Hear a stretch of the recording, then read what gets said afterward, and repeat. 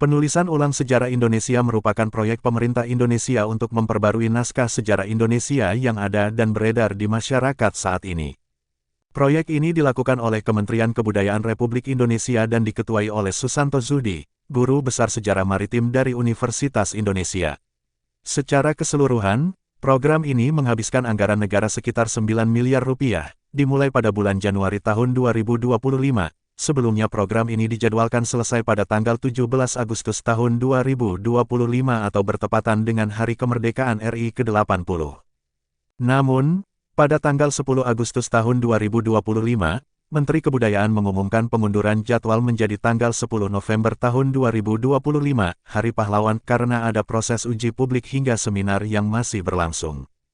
Fadlizon tetapkan target perilisan menjadi tanggal 14 Desember tahun 2025 yang bertepatan dengan Hari Sejarah Nasional.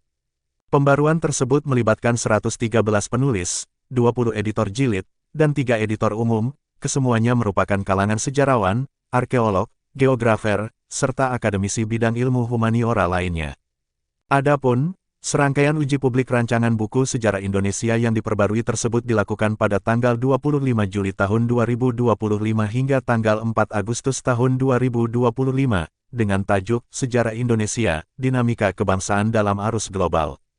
Menteri Kebudayaan Indonesia, Fadlizon, menyatakan bahwa pembaruan sejarah adalah penting, paling tidak ada 3 aspek utama dalam pembaruan catatan sejarah tersebut. Ketiganya adalah revisi atas narasi yang telah ada, penambahan materi sejarah, serta pelurusan sejarah yang memerlukan klarifikasi berdasarkan hasil kajian. Pada tanggal 27 Mei tahun 2025, dalam rapat kerja bersama Komisi 10 DPR RI, Fadlizon menyatakan bahwa pembaruan tersebut bertujuan untuk menghapus bias kolonial, menguatkan identitas nasional, hingga menjawab tantangan globalisasi yang relevan bagi generasi muda. Pembaruan ini akan menghasilkan 11 jilid buku yang menguraikan perjalanan sejarah Indonesia, dari masa prasejarah hingga era pemerintahan Joko Widodo. Buku ini direncanakan menjadi acuan pengajaran di sekolah-sekolah. Uji publik. Forum uji publik buku sejarah yang diperbarui ini diselenggarakan dengan tajuk Sejarah Indonesia, Dinamika Kebangsaan dalam Arus Global, dan berlangsung di 4 perguruan tinggi di Indonesia. Uji publik tersebut dimulai pada tanggal 25 Juli tahun 2025 di Fakultas Ilmu Pengetahuan Budaya Universitas Indonesia. Uji publik tersebut diselenggarakan secara daring dan luring. Penerimaan. Proyek ini telah menuai perdebatan publik, termasuk polemik di kalangan ahli sejarah, sejak mulai diumumkan pada awal 2025. Ada berbagai pihak yang mempertanyakan urgensi penulisan ulang sejarah dan motif di baliknya. Tenggat penulisan yang hanya sekitar 8 bulan juga dinilai terlalu cepat. Susanto Zudi, yang merupakan ketua tim penulisan, menyatakan bahwa langkah pemerintah ini sejalan dengan keinginan para sejarawan selama ini. Ia menyebut bahwa Masyarakat Sejarawan Indonesia (MSI) telah lama menginginkan penulisan baru atau pemutakhiran sejarah. Menurutnya, buku sejarah yang ada, yaitu Indonesia dalam Arus Sejarah (IDAS) dan Sejarah Nasional Indonesia (SNI), belum mencakup sejarah Indonesia secara lengkap.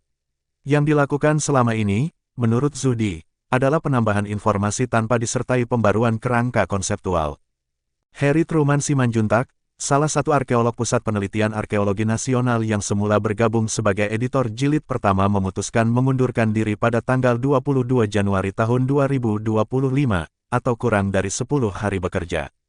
Pertimbangan pribadi dan akademis melatari keputusan tersebut. Dilansir dari Tempo, ia menyebut ada 3 poin yang tidak ia sepakati dari proyek ini.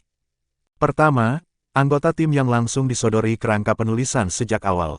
Menurutnya, kerangka awal seharusnya merupakan hasil keputusan para pakar atau diserahkan kepada editor. Kedua, rencana penyertaan masa pemerintahan Presiden Joko Widodo yang belum lama berakhir. Truman mengkhawatirkan adanya potensi bias dalam penulisannya karena Joko Widodo belum genap setahun lengser. Ketiga, penggunaan istilah dalam naskah buku yang harus memperoleh persetujuan menteri. Ia meragukan tim bisa bekerja secara independen jika itu yang terjadi. Selain itu, ia juga tidak menyetujui penggantian istilah prasejarah menjadi sejarah awal sebagaimana yang disepakati oleh tim.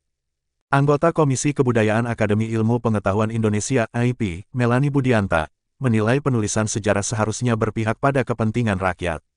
Ia menyarankan agar pemerintah mempertimbangkan desakan publik untuk menunda proyek penulisan ulang sejarah Indonesia, karena tenggat menjelang HUT ke-80 RI terlalu singkat. Melanie juga menyoroti kurangnya pelibatan saksi sejarah yang masih hidup, padahal kesaksian mereka penting agar buku tidak hanya bersumber dari arsip.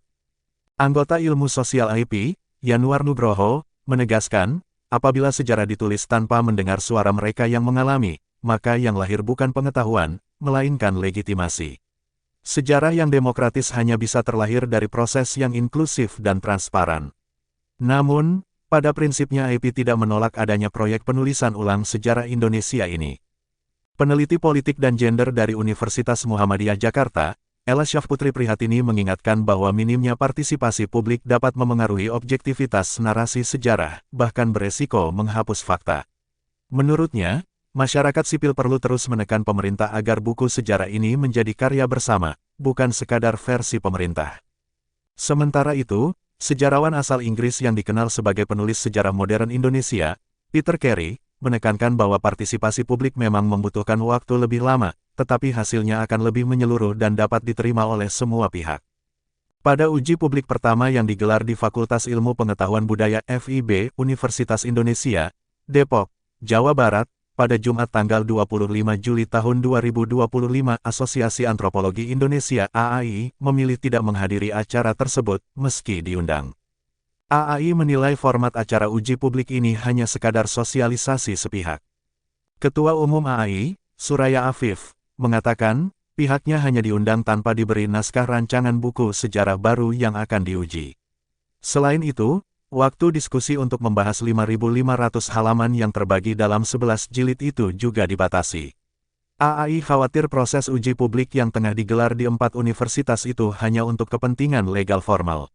Mereka yang kritis mungkin bisa bersuara dalam forum itu, tetapi pandangannya tidak diakomodasi.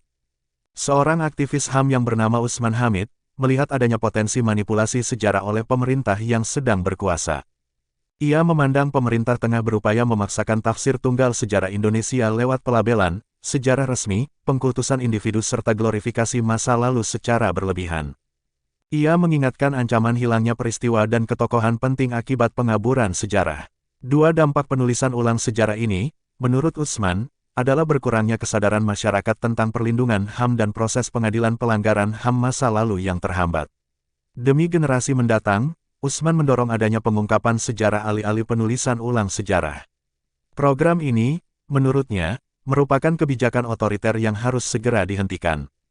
Aktivis perempuan, Mutiara Ika Pratiwi, menyoroti proses penulisan ulang yang tidak melibatkan partisipasi publik dan dilakukan secara tertutup. Ketiadaan transparansi ini beresiko terhadap penghilangan sejarah pelanggaran HAM dan kekerasan struktural, termasuk peristiwa kekerasan terhadap perempuan, seperti pemerkosaan massal 1998. Albert Rumbekwan, sejarawan Papua, juga mengkritik tentang sedikitnya pembahasan tentang sejarah Papua. Sejarawan Universitas Negeri Surabaya, Muhammad Refi Omar Ar-Razi, memandang penyusunan buku ini terkesan terburu-buru, elitis, terlalu Indonesia sentris, dan mengabaikan peran dan kontribusi perempuan dalam sejarah Indonesia. Santo Saba, pangkal kerancuan pencatatan sejarah Indonesia adalah cara menghitung awal tahun Saka di prasasti. Penghitungan awal tahun Saka yang dimulai tahun 78 Masehi, perlu dikaji ulang. Kerancuan selanjutnya, semua situs-situs di Nusantara juga kerajaannya dianggap dari dan berdasar dua ajaran yang terlahir di India Hindu atau Buddha, ini perlu diklarifikasi ulang. Dua pokok problem besar itu adalah hal yang perlu diklarifikasi oleh para ilmuwan dan sejarawan. Selama hal tersebut tidak berubah maka sia-sia tenaga dan dana yang telah menghabiskan anggaran negara sekitar 9 miliar rupiah. Fahami itu.